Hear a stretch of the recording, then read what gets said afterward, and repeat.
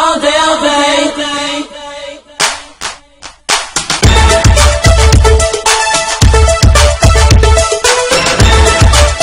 Muy buenos días. En esta octava sesión de nuestro diplomado de inteligencia estratégica aplicada a los conflictos sociales, abordaremos el interesante tema vinculado a el conflicto y sus funciones.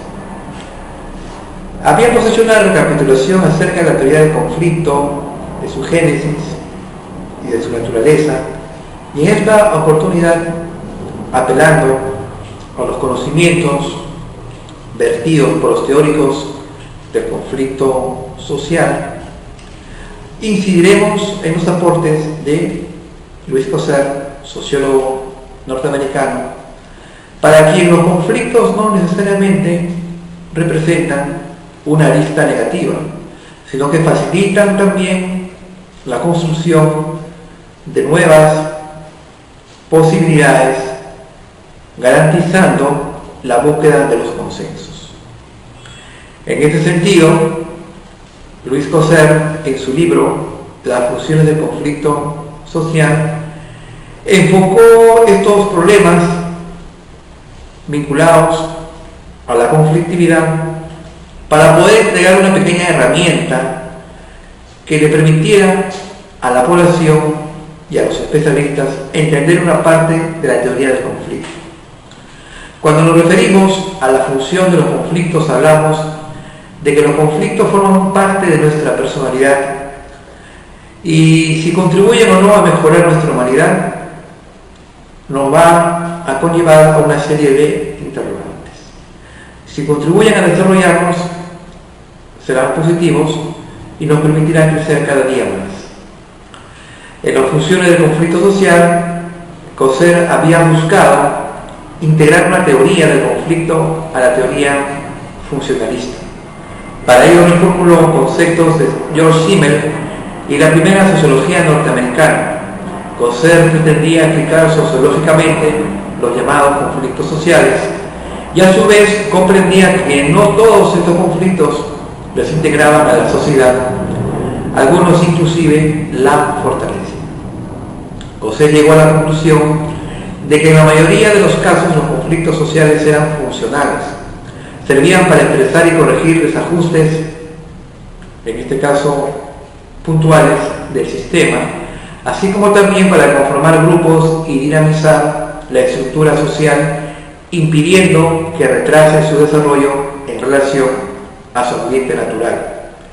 Los conflictos disfuncionales, por otro lado, eran aquellos que contradecían los valores del grupo y o se acumulaban en un único eje de ruptura, es decir, aquellos que impulsaran o propugnaran conseguir aliados y cambiar el orden social. Entonces, aquí hablamos de una contraposición entre conflictos funcionales, es decir, aquellos constructivos, y los llamados conflictos disfuncionales que conllevan a un nuevo orden social. Por otro lado, Ralph Dahrendorf inició sus trabajos en ciencias sociales en la segunda posguerra mundial y se le va a ubicar emparentado con Karl Popper y el positivismo lógico, el llamado positivismo de Rudolf Carnap. Ralph Dahrendorf fue uno de los precursores de la teoría sociológica del conflicto social a partir de la suposición de que la sociedad es esencialmente conflictiva e intentó formular una teoría sociológica del conflicto. Con esto se van a sentar las bases que van a identificar a la sociedad y a los grupos humanos como estructuras de dominación en las cuales el origen estructural de los conflictos se basa en la relación entre dominadores y dominados. Las personas, por otro lado, que forman parte de cada uno de los grupos tienen sus particulares intereses y por ello forman cuasigrupos. Estos cuasigrupos, a medida que tienen recursos, sean organizativos o simbólicos, van a expresar su naturaleza conflictiva formando grupos y con ello el conflicto social adquiere clarificación y regulación. Como efectos positivos diremos que el conflicto ayuda a la persona a consolidar el principio de la realidad, o sea, ayuda a aprender nuestros límites y necesidades, así como los derechos ajenos. El conflicto permite conocer mejor los sentimientos de las partes y conduce a la elaboración de normas de convivencia y desempleo. En los aspectos positivos, diremos que el conflicto ayuda a la persona a consolidar el principio de realidad, o sea, ayuda a aprender nuestros límites y necesidades, así como los derechos ajenos. En segundo lugar, el conflicto permite conocer mejor los sentimientos de las partes y conduce a la elaboración de normas de convivencia y desempeño. Este desempeño nos va a permitir adentrarnos mejor en nuestras relaciones sociales al interior de una determinada comunidad. El conflicto, por otro lado, es dinamizador, pues promueve el cambio en la persona.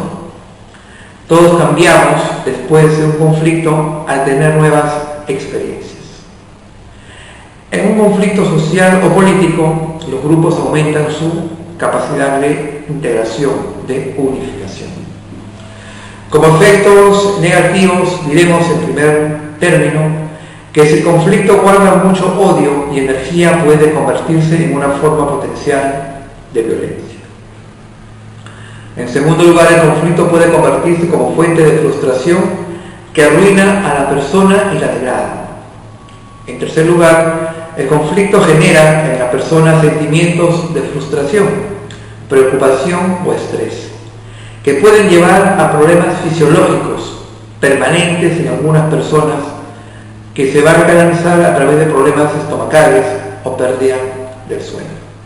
Estos son algunos de los efectos negativos que a su vez se van a complementar con el hecho que el conflicto al interior de un grupo promueve la desunión y la aparición de grupos contrapuestos. Por otro lado, existen dos tipos de función dentro de los conflictos. En primer término, los conflictos tienen una función constructiva si lo resolvemos, pero aprendemos técnicas, experiencias nuevas y superamos pruebas que nos hacen crecer como persona y enriquecen nuestra personalidad. Esto nos hace mejores seres humanos, ya que la experiencia del conflicto nos hace madurar como personas, al adquirir nuevas habilidades como son la mejora en la calidad de la escucha y la receptividad hacia la otra persona.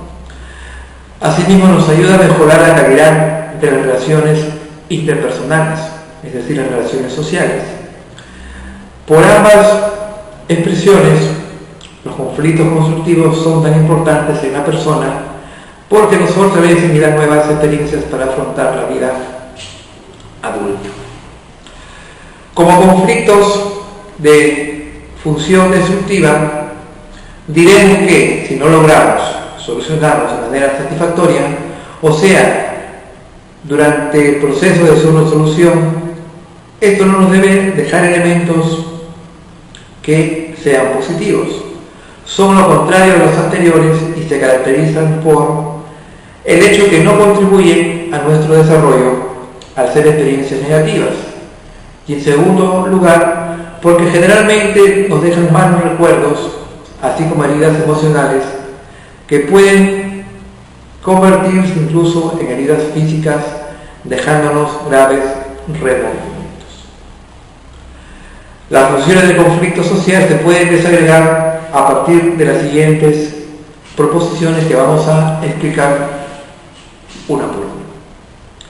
En nuestra primera proposición, las funciones colectivas del grupo están íntimamente imbricadas o relacionadas con el desarrollo por el conflicto. El conflicto es un agente muy importante para establecer la plena identidad y autonomía del ego, o sea, para la diferenciación. Una diferenciación que tiene que ser plena dentro de la personalidad con respecto al mundo exterior. El conflicto social siempre denota una interacción social, en tanto que las actitudes, predisposiciones o sentimientos entran en colisión.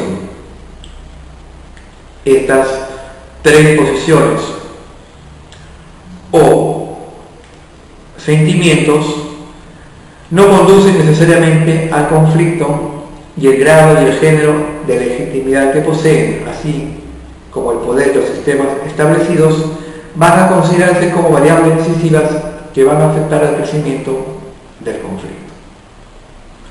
Una segunda proposición está enmarcada dentro del hecho de las funciones del conflicto en la protección del grupo y significado de las instituciones actúan como válvulas de seguridad o válvulas de escape. El conflicto no siempre es disfuncional para las relaciones dentro de las cuales acontece. Con frecuencia el conflicto es necesario para mantener las relaciones. Si no cuentan con medios para evacuar la hostilidad de unos frente a otros y para expresar su disentimiento, los miembros del grupo pueden sentirse completamente abrumados y reaccionar con la separación o apartamiento. Una tercera proposición denota que el conflicto puede ser real y puede ser irreal. La distinción entre conflicto real y conflicto irreal implica una abstracción conceptual de la realidad concreta. Las situaciones de conflicto real pueden estar acompañadas, especialmente cuando no existen condiciones adecuadas de lucha por sentimientos ficticios, que en su origen representan sendas desviaciones. Los conflictos irreales, aunque también implican interacción entre dos o más partes, no son ocasionados por los fines rivales